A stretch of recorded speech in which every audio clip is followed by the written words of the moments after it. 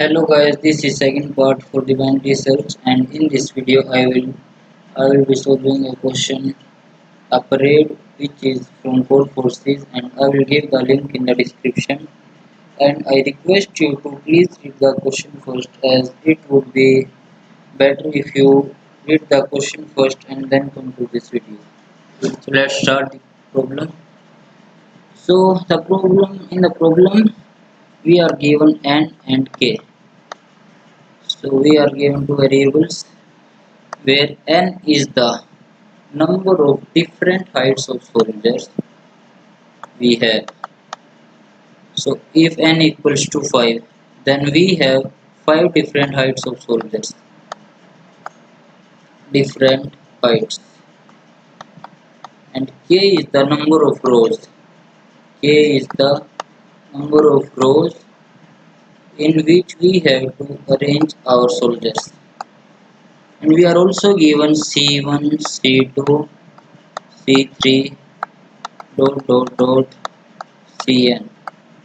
C1 denotes the number of soldiers of height 1. So number of soldiers of height 1. C2 denotes number of soldiers of height 2. C3 denotes number of soldiers of height 3, and Cn denotes number of soldiers of height n. And now we have to arrange these soldiers in k rows such that two conditions are met. First condition is number of soldiers in each row, number of soldiers in each row should be same. Each row same. And second condition is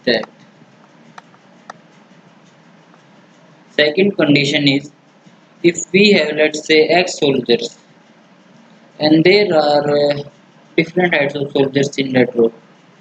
So the difference of the height of soldiers in any row shouldn't exceed 1. So difference can be at most 1. So what this condition mean is that we can have soldiers of same height in a row, or soldiers of two different heights in a row in which the difference of heights is 1, at most 1. So this condition is this. So let's proceed.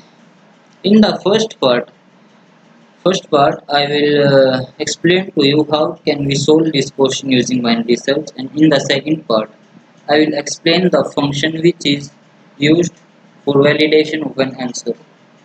Let's start. First of all, I have to erase all this and just make it quick.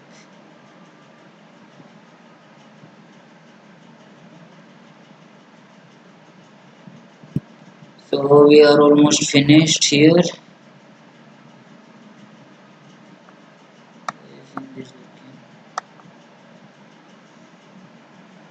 So let's start. First of all, I will explain the binary search part of the question. Binary search. How can we say that we can apply binary search to this question? So in the previous video, I told you that we can apply binary search anywhere where the function, or let's say answer, has monotonic properties. So if we are sure that answer has monotonic property, then we can apply binary search to this question. So how can we prove that this problem answer has monotonic properties? So I will illustrate this with an example. Let's say we have three rows. Uh, the row number 1, 2 and 3, and we have put down three soldiers in each row. Three soldiers in each row. And let's say that this case is possible. So putting down 3 soldiers in each row is possible. So what now if I remove this last column from every row? What happens is this, that we can see that 2 is also an valid answer, because the height of difference of height was maximum 1 when the number of soldiers in each case was 3. So height difference of height still is maximum 1. So we can see that the true answer we can see that value of 2 is still valid. So we only need to search for the values greater than 3, because we are sure that 2 will be valid answer and we need to find maximum answer for this problem. If 3 is valid, then we don't need to check for 2, because we need to find maximum. We can just store answer equals to 3, and we can try to find a better answer if possible in this case. Let's say if this was not valid case, let's say if putting down 3 soldiers in each row was not valid case, and what can we see is that answer equals to 4 will not be a valid case too, because if 3 was not valid for each row, then how can 4 be valid? So we can say that answer has monotonic properties. In this case, we only need to search for a valid answer between this range. So in this part we understood that this problem can be solved by binary search because answer has monotonic properties.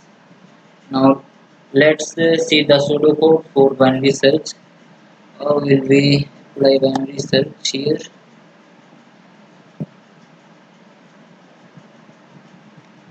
Um,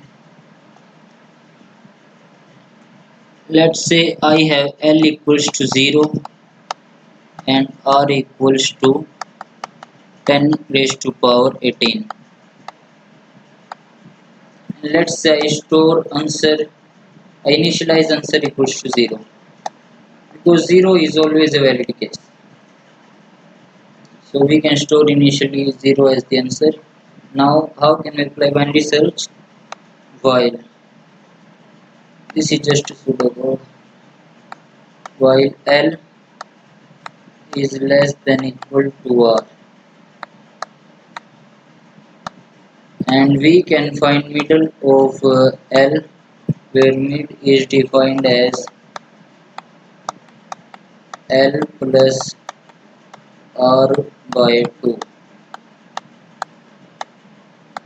So we can search for the middle value, we can see if middle value is valid or not, and if I will explain a function can in which we will check a answer if answer is valid or not. Okay, in the second part I will explain the function can. So let's see, if can of mid is true, then what happens? If this is true, then I am sure that answer is mid. So I will store answer equals to mid, and I will increase L. I will increase L equals to mid plus 1, because I only need to check in the right half of the range.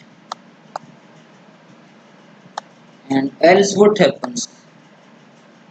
Else, let me just write else properly.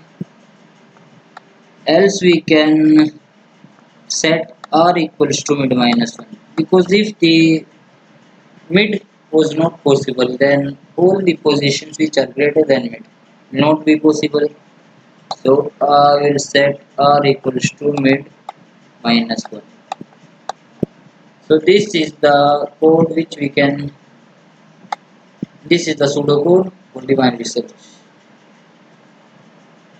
Now we will move forward to the can function. How can we implement the can function? Let's I'll just erase this.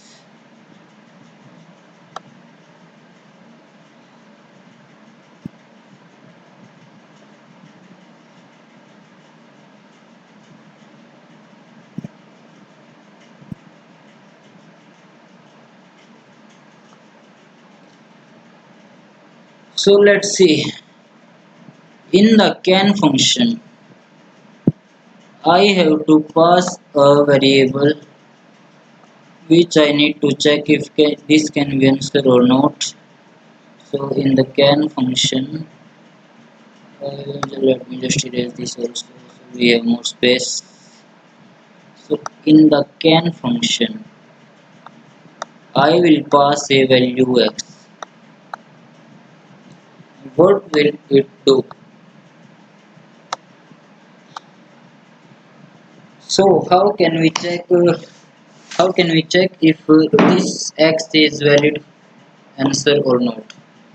So first case, if x equals to 0, then it is always true. So if x equals to 0, we just returns true. And now let's proceed if x is not 0. So let's say if x is greater than 0, then I will have two variables. One is previous and one is done. So what these variables are, let's see. Previous is the variable. Let's say while we are filling the rows, we came from the previous row. If we are on this row and there are some elements which are left unused from the previous row, not previous row, previous height. So we are on this height, and there are some people which are of height less than just this height. So if this height is h, all these people have height h minus 1. So let's say previous are the people which are left from the high people of height h minus 1, which are left unused, which are still needs to be arranged. So what we can do with our previous variable? We can see that if I have to check if I can put X soldiers in each row, and let's say I have completed 10 number of rows. These are the number of rows which I have completely filled with soldiers. So, and now I am on the row done plus 1. So I have to fill this row with X soldiers. What can I do is I will traverse all the heights from H to the N. From H to N heights I will traverse, and in each iteration what I will do, if previous plus this number of people will be stored in C of H. If previous will plus CH is less than X, what we will do, we will set previous to CH, we will set previous to CH, and we will set H to H plus 1, because previous is the number of bytes left unused from the previous row. So while this is true, we will do this. And the problem is almost finished now. Whenever we get previous plus ch greater than equal to x, we will just stop our loop, and what we can do is we can increase done,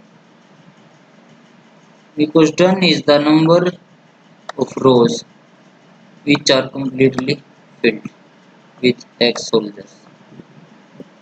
And if h reaches n plus 1, if h reaches n plus 1, then we can return false. And if done is less than k, then also we can return false. Then also we can return false. We will return true only in the case when done is greater than or equal to k.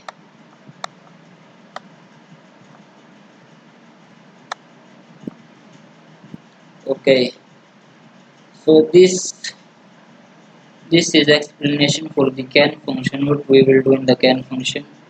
And in the next video I will write code and explain it in more detail how can function can be implemented properly. So, and please subscribe to my channel, and if you like this video, please click the like button and share this video.